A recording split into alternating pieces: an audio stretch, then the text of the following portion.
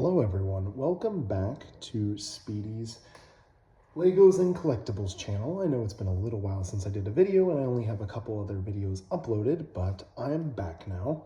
Today we will be doing a review of a pretty old figure. This is actually a NECA, I believe like Series 11 alien figure. It's from the Dark Horse Aliens Defiance comic series, so it's a little more unique than your normal xenomorph.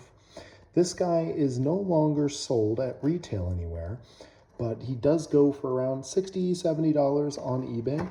I would like to mention, though, that there are a lot of fakes of this guy being an old figure, so you need to be mindful where you're buying it from on eBay. A lot of the times you'll see it listed from China or other countries for around $20 or $30.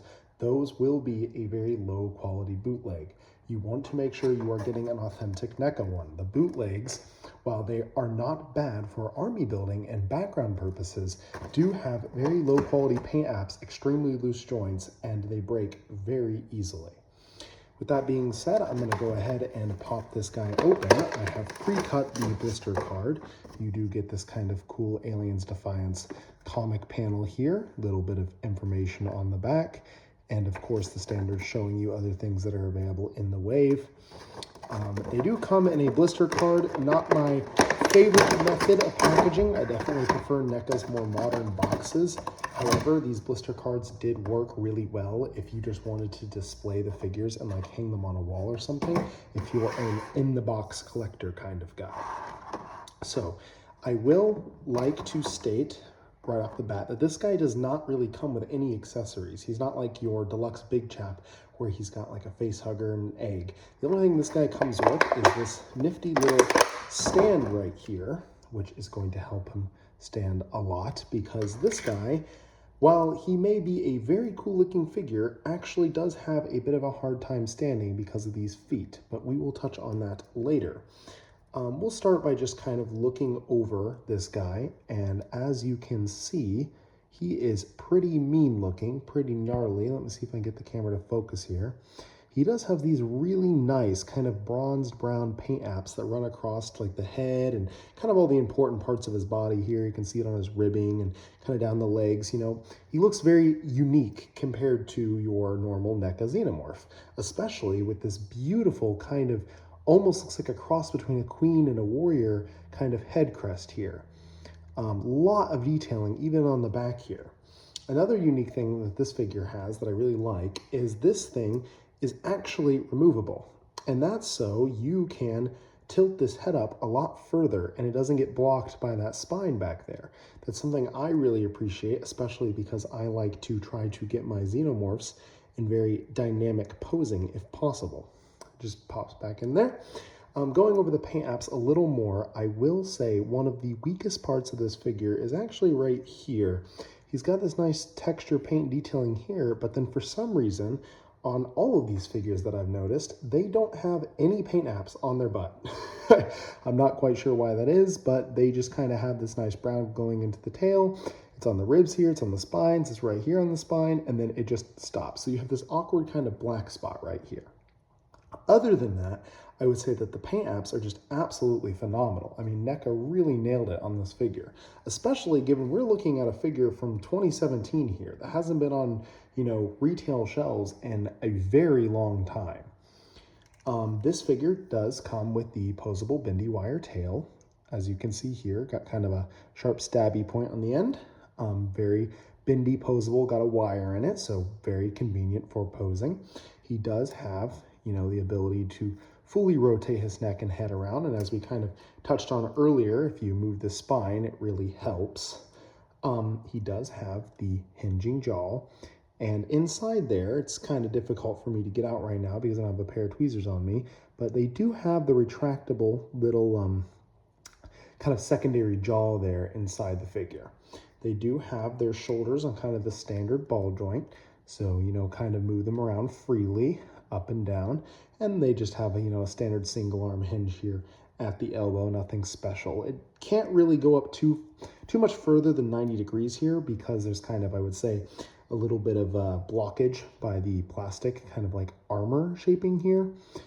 But, you know, it does the job. You can get them in a majority of your necessary xenomorph poses. And then here on the hands, standard, you know, swivel around, up and down. It's got, you know, that nice hinge ball joint there. Same thing on the left arm, obviously. I will say on the shoulders that they do not let you get that high. They do kind of get blocked if you try to go any higher by this kind of crest, like collarbone shape here. So this is about as high as you're going to get these arms going up without forcing it. You really don't want to break this figure. You know, it's a pretty old figure. They're a little fragile. NECA tends to be kind of err on that fragile side. But they do have a swivel here at the bicep, so you're not that limited in your posing. As for their abdomen, they do have a ball joint in the torso, so you can fully rotate the figure. Not really any ab crunch, just a little bit, you know, just hunch forward a little, and a little bit of back, nothing too crazy. But do give you full swivel. If you need to turn 360 degrees, you can. I don't know why you would. You really don't want this ugly butt paint facing forward, but you could. Moving down to the legs here, they can kick forward easily to 90 degrees, actually a little bit higher, because they have, whether you consider ugly or not, they do have this kind of, I would say, little more rubbery and kind of open piece down here, giving a little bit of a gap so the legs have a lot more space to move.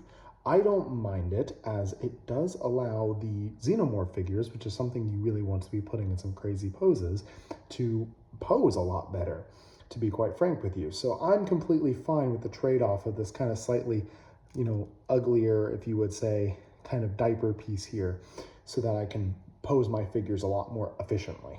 That being said, he can kick out fully to the side, once again, because of this piece here, giving him the space for that. Do have some rotation here at the actual hip. You have past 90 on the knee joint here. It is double jointed, so that does allow you to fully pose the legs however you need them to be. Moving down, you do actually have another secondary joint on this kind of bow-legged piece here. And you obviously have your ball joint here that lets you fully rotate and move up and down this foot. As I briefly mentioned at the start of the interview here, or the review, if you will, interview, that's kind of funny, I messed up, I meant to say review. These feet are not bad, but they're not great for keeping this figure standing. He tends to fall over a lot if he's not supported by his hands or his tail.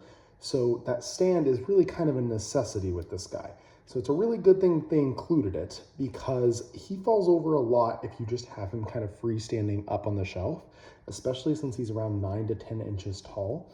So he really does have a tendency to fall over if you just try to stand him up here on these feet while he's freestanding with no other assistance, and that tail kind of, you know, adding extra weight there too. He's a pretty heavy figure, so you really want to be using that stand.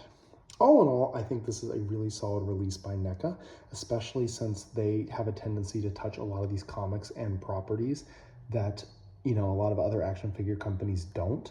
Like, if NECA didn't make this guy, we would probably never get a Defiance figure. And as it stands, I don't know if NECA will revisit the property for these guys. So they will progressively get more rare, which is a little unfortunate given I think they have one of the much cooler alien designs, especially out of a lot of miscellaneous alien media. I mean, this head just looks absolutely phenomenal in my opinion. That being said, that kind of concludes my review here. I'm not going to go into any kind of glamour shots, although I do wish I had a Lazy Susan to rotate the figure on as I talked through my interviews. Thank you guys for watching, and see you on the next one.